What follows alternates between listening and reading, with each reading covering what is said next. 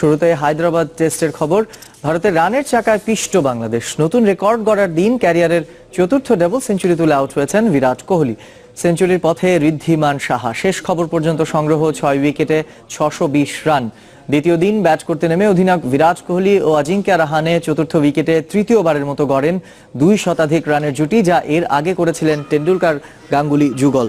222 রানের জুটি ভাঙে 82 রান করা অজিঙ্ক্য রাহানেকে তাইজুল ইসলাম ফেরালে। তবে কোহলি তুলে নেন ক্যারিয়ারের চতুর্থ ডাবল সেঞ্চুরি। টপকেছেন 12 বছর আগে সেওয়াগের গড়া এক মৌসুমে সবচেয়ে বেশি 1105 টেস্ট রানের রেকর্ড। দলীয় 45 রানে তাইজুলের বলে এলবিডব্লিউ হলে থামে কোহলির দানবীয় ব্যাটিং। ফেরেন বিরাট কোহলি। অশ্বিন ফেরেন মিরাজের দ্বিতীয় শিকার হয়ে। 34 রান আসে তার উইলো থেকে। সাহা হাঁটছেন ক্যারিয়ারের দ্বিতীয় সেঞ্চুরির পথে।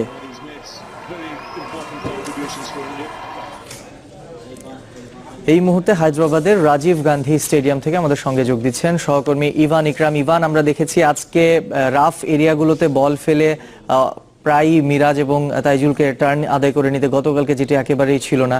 উইকেট কি ধীরে ধীরে টার্নিং হচ্ছে? সেক্ষেত্রে অশ্বিন জাডেজা আছেন ভারতের স্পিন যোদ্ধা হিসেবে, সেক্ষেত্রে কি কিছুটা কঠিন হয়ে যাচ্ছে কিনা বাংলাদেশের জন্য পরবর্তীতে ব্যাটিং করাটা? এই ম্যাচ শুরুর আগে টিটু বলা হচ্ছিল যে ধরনের ট্র্যাক এখানে তৈরি করা হয়েছে তাতে ব্যাটসম্যানরা সহযোগিতা তো পাবেনি। খুব স্বাভাবিকভাবে প্রথম দুদিনে প্রচুর রান আসবে এবং দ্বিতীয় দিনের মাঝামাঝি সময় থেকে আসলে বলের যে টার্নের ব্যাপারটা, সেই ব্যাপারটা কিন্তু লক্ষ্য করা যাচ্ছে, যেটা আগেই বলা ছিল। এবং সেক্ষেত্রে টস জিতে বিরাট কোহলির ব্যাটিং এর সিদ্ধান্ত যে কতখানি সঠিক ছিল সেটা আজ বিকাল থেকে হয়তো প্রমাণিত হতে শুরু করবে। এর আগেই অবশ্য ব্যাটসম্যানরা প্রমাণ করে দিয়েছেন, কিন্তু সেই প্রমাণে অনেক বেশি সহযোগিতা করেছেন বাংলাদেশের বোলার ফিল্ডাররা। আজকের দিনে বেশ কিছু সুযোগ তো তৈরি হয়েছিল। আমরা বলছিলাম যে ছোট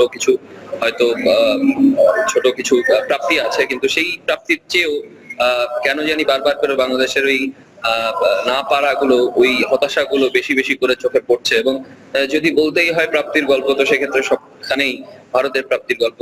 আমরা ঋদ্ধিমান সাহাকে দেখছি, যিনি কিনা খুব বেশিক্ষণ হয়নি উইকেটে নেমেছেন, এক সেশনের মতো ব্যাটিং করেছেন, প্রায় শতকের কাছাকাছি পৌঁছে গেছেন। এখন চা বিরতি চলছে, হয়তো তার 100 রানের পরেই ভারত দল ইনিংস ঘোষণা করতে পারে যা মনে হচ্ছে। কিন্তু ততক্ষণে বাংলাদেশের উপর যে রানের একটা বিশাল পাহাড় চাপ বাংলাদেশ দল অনুভব করতে শুরু করবে, সেটা তো নিশ্চয়ই বলার অপেক্ষা রাখে না। এবং তখনই আসলে প্রথম পরীক্ষাটা শুরু হবে।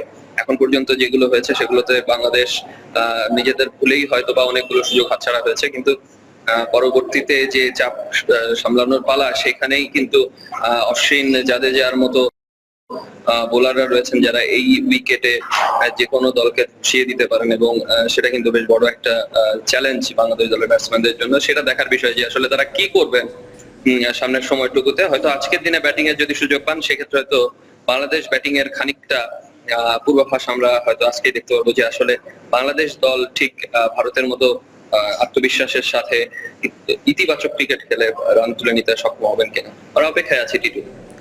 ইভান, আপনাকে ধন্যবাদ। সহকর্মী ইভান ইকরাম আমাদের সঙ্গে যোগ দিয়েছেন হায়দ্রাবাদের রাজীব গান্ধী স্টেডিয়াম থেকে। সুনীল জোশী হচ্ছেন বাংলাদেশের স্পিন বোলিং কোচ। হ্যাঁ, এমনটাই দাবি ভারতীয় গণমাধ্যমের। ভারতীয় পত্রিকা আজকাল সহ কয়েকটি গণমাধ্যম দাবি করছে সাবেক এই বাঁহাতি ভারতীয় স্পিনারের সাথে ইতিবাচক আলোচনা হয়েছে বিসিবির। 2-1 দিনের মধ্যে চুক্তিও হয়ে যাবে। ভারতের বর্তমান কোচ অনিল কুম্বলের পরামর্শে জোশীকে নিয়োগ দিচ্ছে বলে দাবি তাদের। তবে এই বিষয়ে বাংলাদেশ ক্রিকেট বোর্ড থেকে এখনো কোনো বক্তব্য পাওয়া যায়নি।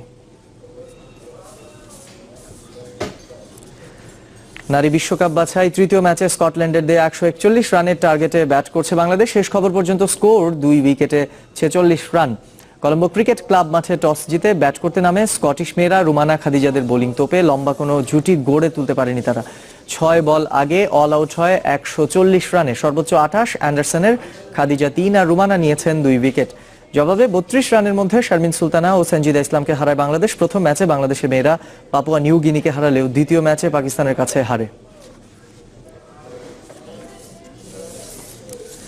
Bangladesh cricket league BCL point তালিকার শীর্ষস্থান অক্ষুণ্ণ রাখার লড়াইটা বিসিবি নর্থ জোন এবং প্রাইম ব্যাংক সাউথ জোনের মধ্যে। বিসিএল এর তৃতীয় রাউন্ডে ভিন্ন ম্যাচে মাঠে নামছে 2 ফেভারিট। স্পটলাইটে মোস্তাফিজ ও রুবেল, ফতুল্লায় তারকা খচিত সাউথ জোনের প্রতিপক্ষ ওয়ালটন সেন্ট্রাল জোন। জিতে চ্যাম্পিয়নশিপের লড়াই এগিয়ে যেতে চান সাউথ অধিনায়ক আব্দুর রাজ্জাক।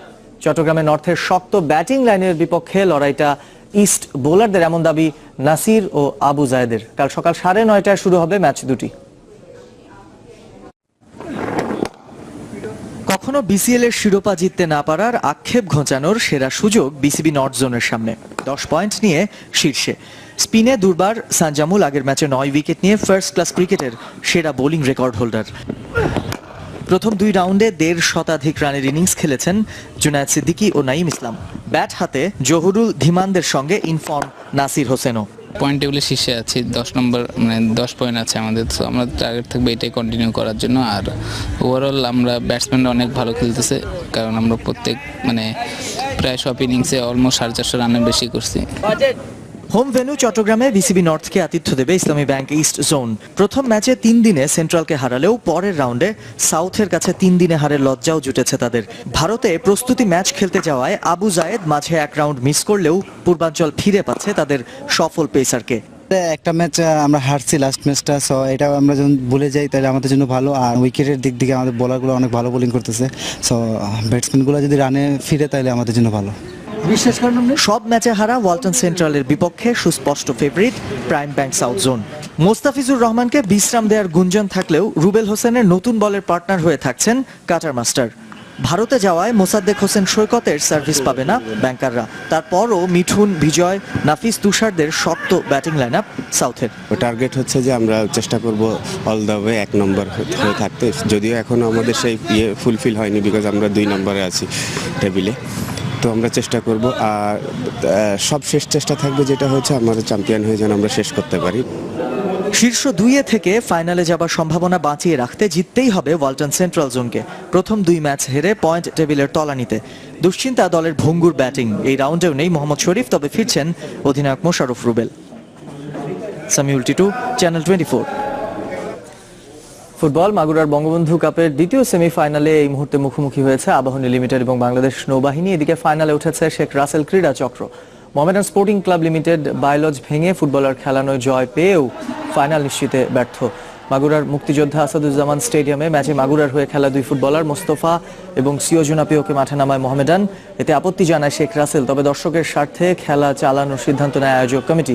শেষ পর্যন্ত নির্ধারিত সময়ের খেলা সমতায় শেষ হলেও সাডেন ডেথে জয় পায় মোহামেডান। তবে ম্যাচ শেষে সভা করে আয়োজক কমিটি জানায় মোহামেডান জয় পেলেও বায়োলজ ভাঙায় ফাইনালে খেলবে শেখ রাসেল। শেখ রাসেলকে 2-0 গোলে জয়ী ঘোষণা করা হয়।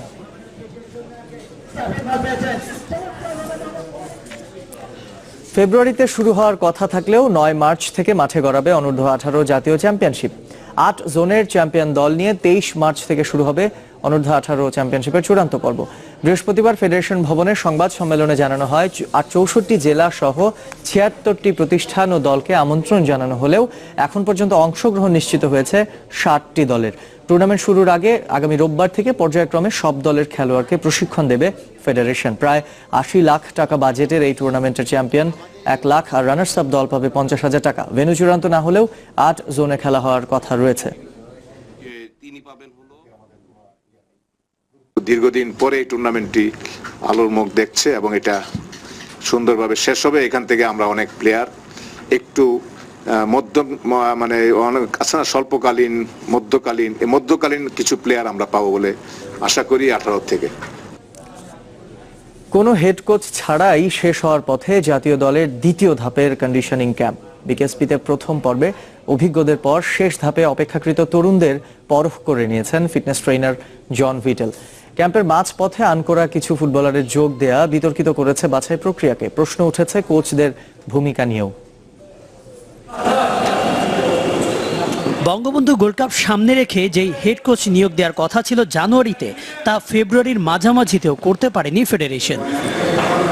অথচ বিকেএসপিতে শেষ পর্যায়ে প্রায় 62 ফুটবলারকে নিয়ে করা 2 ধাপের কন্ডিশনিং ক্যাম্প।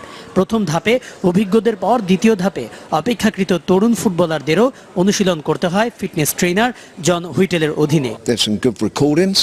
হেড কোচ না থাকলেও আমাদের খুব একটা সমস্যা হয়নি। আশা করি এই ক্যাম্পের সুফল আমরা মাঠে পাবো। বিতর্ক উঠেছে ফুটবলারদের বাছাই প্রক্রিয়া নিয়ে। গোলরক্ষক মোস্তাকের ইনজুরির কারণে যেমন হঠাৎ ডাক পড়েছে চট্টগ্রাম মোহামেডান গোলরক্ষক আজাদের। একই দলের ঐশী মং আছেন ক্যাম্পে। অথচ বাজে পারফরম্যান্সের কারণে পেশাদার লিগের দ্বিতীয় স্তর চ্যাম্পিয়নশিপ লিগ থেকে নেমে যাওয়া চট্টগ্রামের ক্লাবটির 2 ফুটবলারের ডাক পাওয়াটা প্রশ্নের জন্ম দিয়েছে। ভালো খেলেছি বিদায় তো বাহুফে এখানে সিলেকশন করেছে এখানে, তো অবভিয়াসলি এখানে অসংখ্য ভালো লাগতেছে। নিজের ফিটনেস যে আমরা ধরে রাখতে পারতেছি, সাফ ফুটবল আছে, এটা আমাদের অনেক ভালো করবে। এরকম যদি হার্ট ট্রেন রেগুলার করি তাহলে বাংলাদেশ ফুটবলটা অনেক উন্নতি হবে। বিতর্ক এখানেই থামেনি। ফুটবলের কোনো স্তরেই খেলার অভিজ্ঞতা না থাকা শাহজাহান কবিরের দলে অন্তর্ভুক্তি জন্ম দিয়েছে প্রশ্নের। গুঞ্জন আছে গত বছরই অনূর্ধ্ব 16 ফুটবল আসর পায়োনিয়ার লিগের একটি দলে নাম লেখালেও কোনো ম্যাচই খেলেননি এই কিশোর। তবে কোচের দাবি ফিটনেস পরখের জন্যই তাকে ডাকা। ফরেন কোচটা আসছে, তারা হলো ফিটনেস কন্ডিশন ট্রেনিং ক্যাম্প হচ্ছে এই জায়গায়। খেলায় কিন্তু কোনো মূল্য না, মূল্য হলো তার ফিটনেসটা কি ধরনের আছে। 2 ধাপ মিলিয়ে ঘোষণা করা হবে 30 জনের স্কোয়াড, তারপর অনুষ্ঠিত হবে চূড়ান্ত ক্যাম্প। কনক মাহমুদ, চ্যানেল 24। দুপুরের গাজী গ্রুপ স্পোর্টস 24 এর সময় হলো একটা বিরতির, ফিরে এসে তুলনায় ব্যস্ত বাংলাদেশ। কম সময় হলেও ভালো প্রস্তুতি বলছেন ফেডারেশন সাধারণ সম্পাদক। উন্নতি চোখে পড়ছে কোচ ও খেলোয়াড়দের। ছেলেদের লক্ষ্য অন্তত ফাইনাল খেলা, আর মেয়েদের চোখ নিজেদের সেরা পারফরমেন্সে। হাতে 2 সপ্তাহের কম সময়, তারপরেই ঘরের মাঠে রোলবল বিশ্বকাপ। মিরপুর ইনডোর স্টেডিয়ামে চলছে স্বাগতিক দলের খেলোয়াড়দের কঠোর অনুশীলন। গেল 1.5 মাস টানা অনুশীলন করেছে বাংলাদেশ দল। স্কিলের সঙ্গে এখন খেলোয়াড়দের ফিটনেসে জোর দিচ্ছেন কোচিং স্টাফের সদস্যরা।